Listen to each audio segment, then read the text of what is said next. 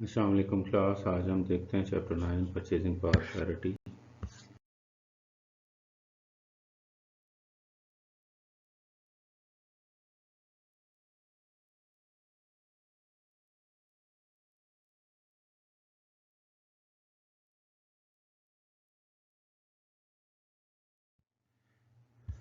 कि जो ऑब्जेक्टिव्स हैं इस चैप्टर के, आपको लॉ ऑफ वन प्राइस का पता होना चाहिए। जो परचेजिंग पावर पैरिटी है वो लॉ ऑफ वन प्राइस से कैसे डिराइव हो सकती है। एम्पिरिकल वैलिडिटी हमें देखनी है परचेजिंग पावर पैरिटी की। और जो पीपीपी का जो ट्रेडिंग रूल है वो हम देखेंगे। और मॉनेटरी मॉडल अगर पीपीपी के साथ इंट्रोड्यूस करवाएं तो उससे क्या फ़र्क पड़ता है।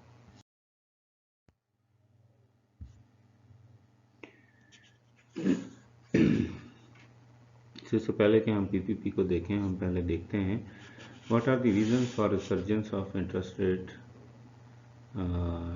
जो जो जो परचेजिंग पावर पैरिटी है, सॉरी, उसमें जो इंटरेस्ट है वो कैसे जो है वो इवॉल्व हुआ। There is a concern about misalignment of exchange rate. So major concern जो है वो हमारा डिसइक्विलिब्रियम का है कि हमारे जो एक्सचेंज रेट्स हैं वो मिसअलाइंड होते हैं। यानी एक इकॉनमी में एक्सचेंज रेट फर्ज करें आपका ये है 160 162, तो दूसरी इकॉनमी में फर्ज करें आपका जो एक्सचेंज रेट है वो हम इंडियन रुपी का कर लेते हैं यूएसडी के साथ। सज्यूम करते हैं कि वो 100 और 102 है। तो इस तरह से जो पीकेआर और इंडियन रुपी का जो एक्सचेंज रेट बनना चाहिए वो डिफरेंट है एज़ कम्पेयर टू जो एक्चुअल ट्रेड होती है इंडियन रुपी के साथ। फर्स्ट करें वो होती है 2.2 और 2.25। तो आप कहीं पे भी 2 का रिलेशनशिप नहीं देखते। तो ये जो मिसअलाइनमेंट है ये एक बहुत बड़ा कंसर्न है। तो इसको देखने के लिए हमें परचेजिंग पावर पैरिटी को देखना पड़ा। इसको हम एज ए ट्रेडिंग रूल इस्तेमाल करके जो इस्टेब्लिश्ड इक्विलिब्रियम है या जो इक्विलिब्रियम होना चाहिए वो हम इस्टेब्लिश करने की कोशिश कर सकते हैं। इसी तरह ये कॉर्पोरेट प्लानिंग के लिए जो है बहुत ज़रूरी है, ख़ास तौर पे जिन वो कंपनीज जिनकी जो इंपोर्ट्स एंड एक्सपोर्ट्स जो है वो बहुत ज़्यादा हैं, यानी रॉ मटेरियल वो इंपोर्ट कर रहे हैं और जो अपनी प्रोडक्ट्स हैं वो एक्सपोर्ट कर रहे हैं। तो ओबियसली उनकी उनकी कॉर्पोरेट प्लानिंग के लिए ये एक इम्पॉर्टेंट रोल प्ले कर सकता है। फिर जो सबसे इम्पॉर्टेंट एस्पेक्ट ये है कि जो इकोनॉमिक रिस्क है उस पर भी परचेजिंग पावर पैरिटी की बड़ी इम्प्लीकेशंस हैं। उनको कर लें टाइमली तो वो हम बेहतर तौर पे कर सकते हैं। अब जैसे लॉ ऑफ वन प्राइस है, इसकी अगर हम बात करें तो ये कहता है कि इन दी एब्सेंस ऑफ फ्रिक्शंस, यानी कोई और चीज़ नहीं है, in keeping all other things constant, price of one commodity expressed in a common currency must be same in every case. ठीक, तो प्राइस जो है वो फर्ज करें राइस की प्राइस हर मुल्क में जो है वो सेम होगी। फॉर एग्जांपल पाकिस्तान में अगर 150 रुपये किलो अच्छी क्वालिटी का राइस मिल रहा है तो इसका मतलब ये है कि वो हर जगह पे 150 रुपये किलो ही मिलेगा। मैंने करेंसी यूनिट सेम रखा है, ठीक, कॉमन करेंसी की बात है। इसका मतलब यह है कि कन्वर्ट करके भी उसकी जो प्राइसेस हैं वो सेम रहनी चाहिए। सो ये बेसिकली आपके लॉ ऑफ वन प्राइस की अजम्पशन है। तो इसका मतलब ये हुआ कि price in domestic country is same as foreign currency foreign country. So asterisk वाली प्राइसेस जो हैं वो फॉरेन की हैं, जिन पे स्टैरिक नहीं लगा हुआ वो डोमेस्टिक प्राइसेस हैं। गिवन एन एक्सचेंज रेट, ये जो एस है ये बेसिकली आपका एक्सचेंज रेट है, स्पॉट रेट जो है, ठीक। तो ये स्पॉट रेट आपने ध्यान में रखना है, ये बेसिकली आपका एक्सचेंज रेट। तो इसका मतलब ये है कि बाकी चीज़ों को हमने साइड पे कर दिया। हमने कहा कि सिर्फ एक्सचेंज रेट यहाँ से डिटरमिन भी हो सकता है। इसका मतलब ये कि मैं एस को फाइंड आउट कर सकता हूँ। डोमेस्टिक प्राइसेस को अगर मैं फॉरेन प्राइसेस से डिवाइड कर दूँ तो मुझे एक्सचेंज रेट पता चल सकता है। तो यहाँ से परचेजिंग पावर पैरिटी ने जो है वो एक अजम्पशन ली कि हम जो है इसकी बेसिस पे एक्सचेंज रेट फाइंड आउट कर सकते हैं।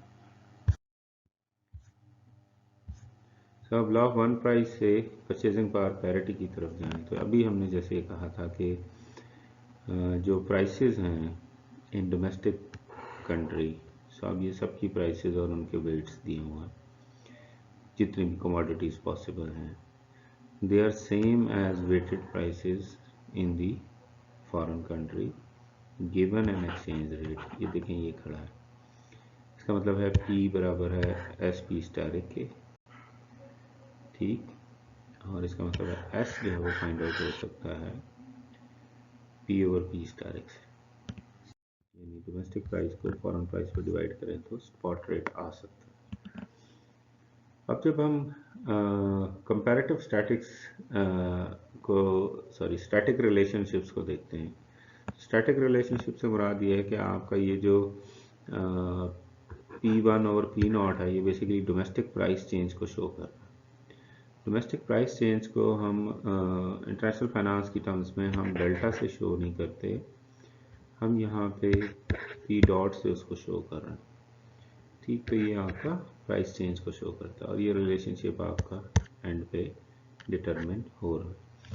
इसका मतलब ये है कि अगर आपके पास, चूंकि ये रिलेशनशिप एग्जिस्ट करता था ना, P is equal to S P asterisk, तो हमने कहा कि ये और ये सेम है, और इसी तरह हमारे पास टाइम पीरियड 1 का जो स्पॉट रेट है और उनकी प्राइसेस हैं वो ये हैं। तो हम जब इसमें चेंज को मेजर करते हैं तो चेंज हमारे पास ये आता है कि बेसिकली एंडिंग वैल्यू और बिगिनिंग वैल्यू अगर आप रिकॉल करें तो वो आपकी चेंज को शो कर रहा है, ये एक्सचेंज रेट में चेंज को शो कर रहा है और ये फॉरेन प्राइसेस में चेंज को शो कर रहा है। इनको अगर हम लिखें तो रिकॉल करें, हमने कहा था ये बेसिकली आपका रिटर्न रिलेटिव बनता है और ये बराबर होता है 1 प्लस रिटर्न के। सो रिटर्न जो है वो आपका बेसिकली परसेंटेज चेंज है, ये आपका परसेंटेज चेंज है, ठीक। तो ये परसेंटेज चेंज जो है वो आपका यहाँ पे डिटरमिन हो रहा है और उसको उसने यहाँ पे लिखा है 1 प्लस आर, ठीक है, बेसिकली 1 प्लस पी डॉट और 1 प्लस एस डॉट और 1 प्लस आर स्टैरिक डॉट, ठीक। तो उनको आप जब फाइंड आउट करते हैं और सॉल्व करते हैं तो आपके पास जो एस डॉट आ रहा था वो आ रहा था P minus P asterisk dot, यानी इसमें अगर आपके पास चेंज का कंपोनेंट हो तो जो एक्सचेंज रेट में चेंज है वो प्राइसेस में चेंज से रिफ्लेक्ट होगा, डोमेस्टिक माइनस फॉरेन से,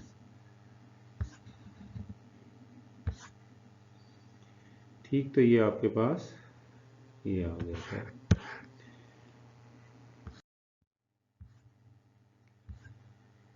अच्छा जी, deriving PPP from SD supply demand model जो है हमारा, हम उसको मेजर कर सकते हैं।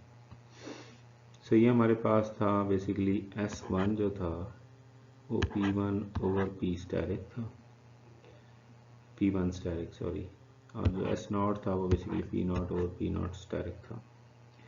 इसका मतलब ये है कि हम इसको इस तरह से भी तो लिख सकते हैं कि हम फॉरवर्ड का जो एक्सचेंज रेट है, फ्यूचर का जो एक्सचेंज रेट है वो हम करंट एक्सचेंज रेट हमें पता हो, फ्यूचर की प्राइसेस पता हो डोमेस्टिक और फॉरेन, ठीक है, और इसी तरह प्रेजेंट प्राइसेस पता हो तो हम बड़े आराम से जो फॉरवर्ड रेट है वो फाइंड आउट कर सकते हैं। तो ये S1 हमारा फॉरवर्ड एक्सचेंज रेट भी हो जाता है।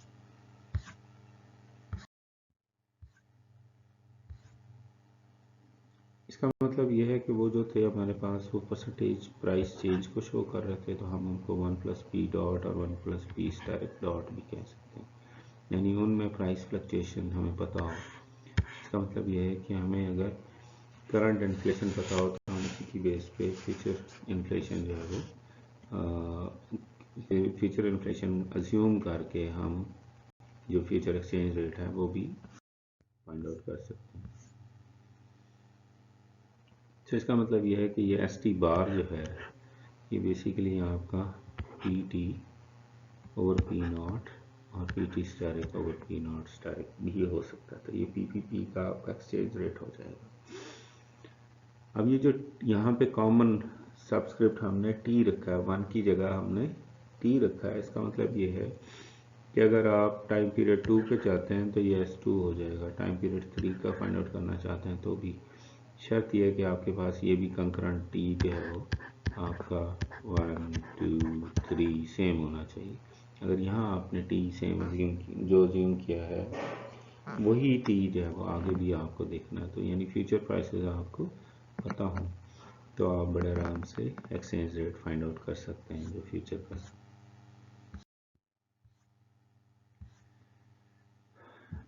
इसका मतलब ये है कि जो डेरिवेशन है डी जिसे हम कह रहे हैं ये हमें बता रहा है एस माइनस एस बार, जो भी हमने S T bar find out किया था, current spot rate minus deviation. ठीक, तो ये हमारे पास उसी से हम डिवाइड करें तो बेसिकली वही थीम है, हम जो डिफरेंस है उसको मल्टीप्लाई बाय 100 करके डी जो है वो हम फाइंड आउट कर सकते हैं।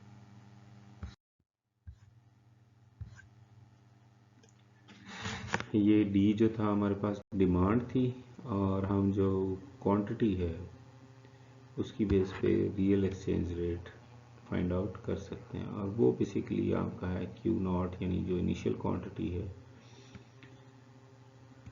इनिशियल एक्सचेंज रेट आपको पता हो, फॉरेन प्राइसेस और डोमेस्टिक प्राइसेस आपको पता हो। इसका मतलब यह है कि Q1 जो है वो फिर S1 इंटू P1 स्टैरिक और P1 डिवाइड करने से आपको क्वांटिटी भी पता लग जाएगी कि इसमें जो रियल एक्सचेंज रेट का एलिमेंट है वो क्या, सॉरी क्वांटिटी नहीं है ये क्यू जो है वो बेसिकली रियल एक्सचेंज रेट के लिए एब्रीवेशन है, एक्सचेंज रेट। सो वो फार्मूला बेसिकली वही है हमारे पास जो S1 था, बेसिकली S1 को अब यहाँ पे बेसिकली हम Q से रिप्रेजेंट करने की कोशिश कर रहे हैं, और वो Q जो है वो हमारा रियल एक्सचेंज रेट है। इसका मतलब ये है कि हमारे पास रियल प्राइसेस अगर हों डोमेस्टिक और फॉरेन की और स्पॉट रेट्स हों रेलेवेंट, तो हम इसको बड़े आराम से रिजॉल्व कर सकते हैं। इसका मतलब यह है कि हमारे पास जो पीपीपी और एक्सचेंज रेट के रिलेशनशिप का अगर हम देखें तो S1 जो था हमारे पास वो था एस नॉट को अगर हम 1 प्लस एस डॉट यानी जो परसेंटेज चेंज है उससे मल्टीप्लाई कर दें तो हमारे पास S1 आ जाता है। इसका मतलब है P1 कब आता है हमारे पास, P डॉट अगर हमारे पास हो, P नॉट हो, तो हम बड़े आराम से P1 फाइंड आउट कर सकते हैं। इसका मतलब है P डॉट स्टैरिक भी अगर हमारे पास हो तो हम P1 स्टैरिक भी फाइंड आउट कर सकते हैं, गिवन कि हमारे पास P नॉट स्टैरिक है। तो अगर आप और से देखें तो ये बेसिकली फ्यूचर वैल्यू के ही फार्मूलाज हैं। ठीक, तो इसका मतलब यह है कि आपका जो S not 1 plus S dot बराबर होगा P not into 1 plus P dot और P not asterisk into 1 plus P dot asterisk. तो रिकॉल करें हमने कहा था कि ये Q1 और Q2 हैं, तो ये Q1 Q not sorry equal हो जाता है, तो रियल एक्सचेंज रेट पे कोई फ़र्क नहीं पड़ता। सो ये बेसिकली बेस बनी आपकी परचेजिंग पावर पैरिटी की कि एक्सचेंज रेट फ्लक्चुएट नहीं होता, बेसिकली प्राइसेस फ्लक्चुएट होती हैं, जिसकी वजह से जो रियल एक्सचेंज रेट है वो इन टर्न सेम रहता है। अच्छा जी, तो एम्पिरिकल वैलिडिटी अगर हम पीपीपी की देखें तो देयर इज प्रैक्टिकल सेंस में, so ये तो थ्योरी थी ना, प्रैक्टिकल सेंस में हम देखें तो very little empirical evidence to support the validity of PPP, ख़ास तौर पे शॉर्ट रन में। तो अगर हम कहें कि इमीडिएटली या विद इन अ ईयर हमें ये सारे फैक्ट्स नज़र आएंगे तो एम्पिरिकल एविडेंस जो है वो बहुत कम नज़र आती है, लेकिन हमें लॉन्ग रन में कुछ एविडेंस मिली है पीपीपी की और वो ख़ास तौर पे है हाइपर इन्फ्लेशन के टाइम पीरियड्स में। ठीक, एक तो लॉन्ग पीरियड ऑफ टाइम है, दूसरा हाइपर इन्फ्लेशन के दौर में आपको पीपीपी की जो एम्पिरिकल एविडेंस है वो मिलती है। इसका मतलब है शॉर्ट रन में पीपीपी एक कोई वैलिड सोल्यूशन नहीं है हमारे पास।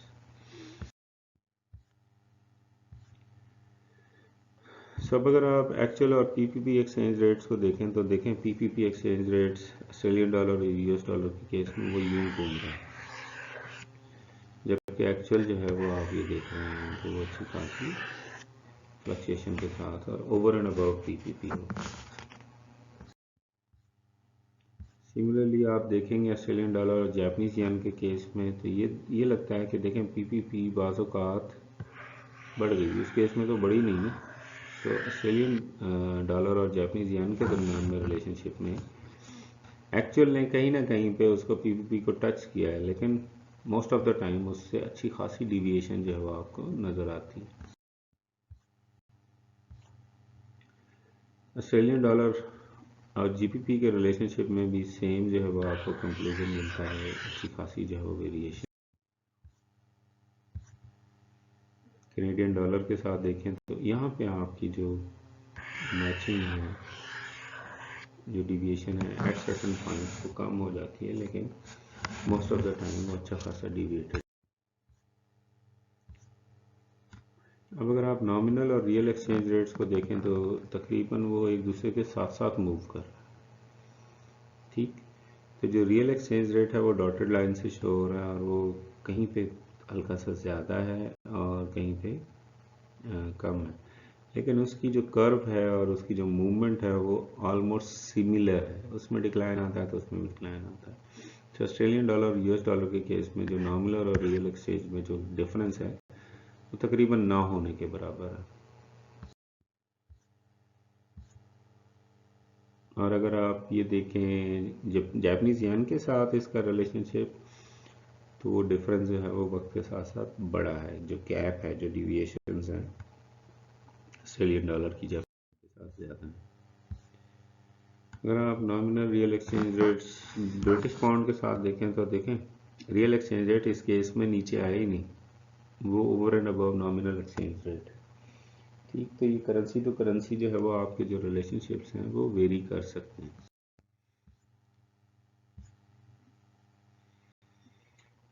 अगर आप कैनेडियन डॉलर के साथ इसी को देखें तो ये इसमें रियल एक्सचेंज जो है वो आपको डाउनवर्ड नज़र आता है और नॉमिनल अबव नज़र आता है। अच्छा जी, पीपीपी को अगर हम as a trading rule define करें तो हमने कहा था कि ये जो है वो हमारी जो फॉरवर्ड रेट है उस पर भी जो है बहुत ज़्यादा अफेक्ट कर सकता है। तो अगर हम ये कहें कि ये एस डैश जो है ये डिपेंडेंट है फॉरवर्ड रेट पे डोमेस्टिक वर्सेस फॉरेन की प्राइसेस के साथ, तो हम ये कह सकते हैं कि ये बेसिकली फंक्शन है, जो एस है हमारा फंक्शन है किसका, आर का, और वो जो रेलेवेंट प्राइसेस हैं हमारी उन सब का।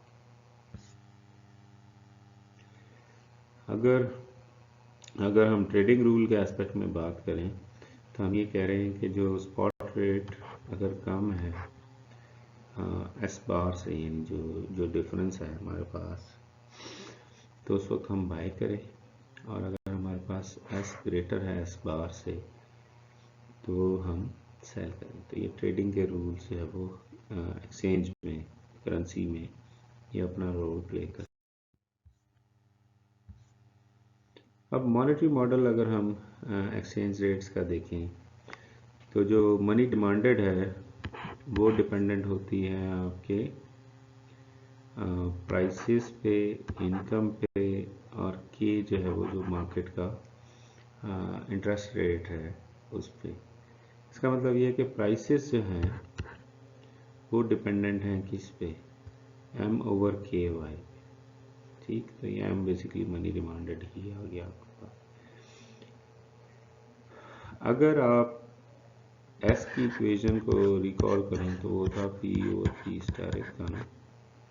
सो पी की जगह अगर हम ये पुट कर दें तो ये आ जाता है एम ओवर के पी स्टेरिक वाई। तो हमें मॉनेटरी मॉडल जो है स्पॉट रेट में डिफाइन हो जाएगा। इसका मतलब ये है कि मनी सप्लाइड या मनी डिमांडेड, इस केस में हम मनी डिमांडेड जो है वो बड़े आराम से फाइंड आउट कर सकते हैं अगर हम के पी स्टेरिक वाई को एस से मल्टीप्लाई कर दें एक्सचेंज रेट से, तो हमें पता लग जाएगा कि इस वक्त मनी की डिमांड कितनी। और उसी एस्पेक्ट से जो स्टेट बैंक्स हैं वो अपनी मॉनेटरी पॉलिसी डिफाइन कर सकते हैं कि उन्होंने मनी सप्लाई बढ़ानी है या कम करनी है।